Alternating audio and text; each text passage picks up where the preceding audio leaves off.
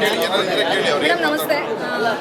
ಮನು ಸರ್ದು ತುಂಬಾ ಡೇಸ್ನ ನಾವು ನೋಡಿದ್ದೀವಿ ಡೇ ಒನ್ ಇಂದ. ಅವ್ರು ಗೆಲ್ಬೇಕು ಅನ್ನೋಂತಹ ಆಶಾ ಭಾವನೆ ನನ್ನ ಪರ್ಸನಲಿ ನನಗೂ ಇತ್ತು. ಸೊ ಇವತ್ತು ಒಂದು ದೊಡ್ಡ ಮಟ್ಟದಲ್ಲಿ ಸಿನಿಮಾ ರಿಲೀಸ್ ಆಗಿದೆ. ಪ್ರೊಡ್ಯೂಸರ್ ಪಕ್ಕದಲ್ಲೇ ಇದ್ದಾರೆ. ಮಿಂಚು ಅವ್ರು ಮಾಡಿದ್ದು ಎಷ್ಟು ಸರಿ ಮೇಡಮ್ ತಪ್ಪಲ್ವಾ ಮೇಡಮ್?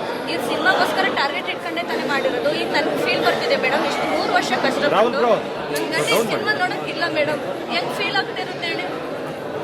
ನಡೆಸಬೇಕು ಅನ್ನೋ ಉದ್ದೇಶ ಅಲ್ಲ ಮೇಡಮ್. ನನಗೂ ತುಂಬಾ ಬೇಜಾರಾಗುತ್ತೆ ಮೇಡಮ್. ಈ ಫಿಲಮ್ಗೋಸ್ಕರ ಎಷ್ಟು ಕಷ್ಟಪಟ್ಟರೆ ನಮಗೆ ಫ್ಯಾಮಿಲಿಯವ್ರಿಗೆ ನಮಗೆ ಮಾತ್ರ ಗೊತ್ತು, ಡೈರೆಕ್ಟ್ ಪ್ರೊಡ್ಯೂಸರ್ಗೆ ಮಾತ್ರ ಗೊತ್ತು ಅಂತಂದ್ರೆ ಅವರೇ ಇಲ್ಲ. ಈಗ ಬೇಕಿತ್ತ ಇದೆಲ್ಲ ಇಲ್ಲ ಮುಗಿದ ಮೇಲಾದ್ರೂ ಮಾಡ್ಬೋದಾಗಿತ್ತಲ್ವ ಮೇಡಮ್? ಇದೆಲ್ಲ ಹೋಗ್ತಾ ಇರ್ತೀವಿ. ಇಲ್ಲ ಇದಕ್ಕಿಂತ ಮುಂಚೆನೆ ಮಾಡ್ಬೋದಾಯ್ತು. ಹಂಗೆ ಅಟೆಂಪ್ಟ್ ಮಾಡ್ಯಾರಿಂದಾಗಲೇ ಮಾಡ್ಬೋದಾಗಿತ್ತು. ಅಷ್ಟು ದಿನ ಇಲ್ಲ ರಿಲೀಸ್ ಇನ್ನೇ ನಾಳೆ ಟೈಮಿಗೆ ಹಿಂಗೆ ಮಾಡಿದ್ರೆ ಶೆಡ್ ಅಂತಾರಲ್ವ ಮೇಡಮ್? ಈಗ ನಿಮ್ಮ ಪತಿ ಪರವಾಗಿ ತುಂಬಾ ಆರೋಪಗಳನ್ನ ಮಾಡಿದ್ದಾರೆ. ನೀವು ಎಷ್ಟು ಪರವಾಗಿ ನಿಂತಿದ್ದೀರಾ ಮನು ಪರವಾಗಿ? ಆ ಆರೋಪಗಳ ಬಗ್ಗೆ ತಾವು ಏನು ಹೇಳ್ತೀರಿ ಅನ್ನೋದು? ಇಲ್ಲ ಮೇಡಮ್, ನನ್ನ ಗಂಡ ತಪ್ಪು ಮಾಡಿಲ್ಲ. ಸಾಕ್ಷಿ ಸಮೇತ ನಾವು ಏನೇನು ಪ್ರೂವ್ ಮಾಡಬೇಕು ಮಾಡ್ತೀವಿ ಮೇಡಮ್.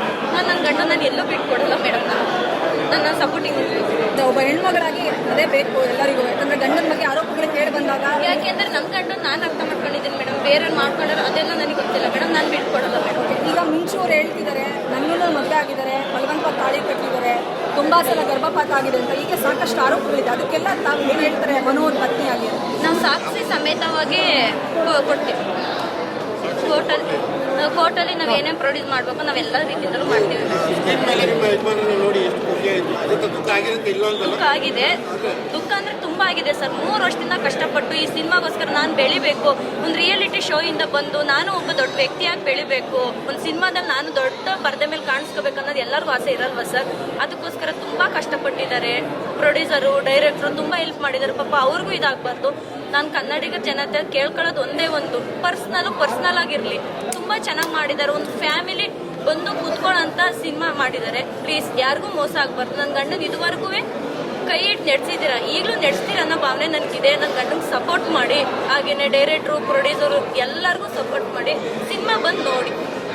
ಯಾರು ಅರೆಸ್ಟ್ ಆಗಿದ್ದಾರೆ ಅವ್ರನ್ನ ಹೊರತರುವಂಥ ಪ್ರಯತ್ನದಲ್ಲಿ ಎಷ್ಟು ಸಪೋರ್ಟಿವ್ ಆಗಿ ನಿಂತಿದ್ದಾರೆ ಆಸ್ ಅ ಪ್ರೊಡ್ಯೂಸರ್ ಆಗಿ ಅಥವಾ ಇಡೀ ಟೀಮ್ ಅಂತ ನಿಂತಿದ್ದಾರೆ.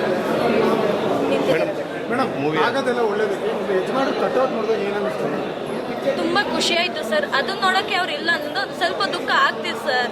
ಅಂದ್ರೆ ಇಷ್ಟು ವರ್ಷ ಕಷ್ಟಪಟ್ಟು 3 ವರ್ಷದಿಂದ ಸತತವಾಗಿ ಕಷ್ಟಪಟ್ಟು ಮಾಡಿ ಅವರೇ ಇಲ್ದೋದಾಗ ಎಂತರ್ಗಾದ್ರೂ ನೋವು ಆಗಲ್ವಾ ಸರ್? ಈಗ ಅವ್ರು ಹೋಗಿ ಪೊಲಿಟಿಷಿಯನ್ ಅಲ್ಲಿ ಕೂತಿದ್ದಾರೆ.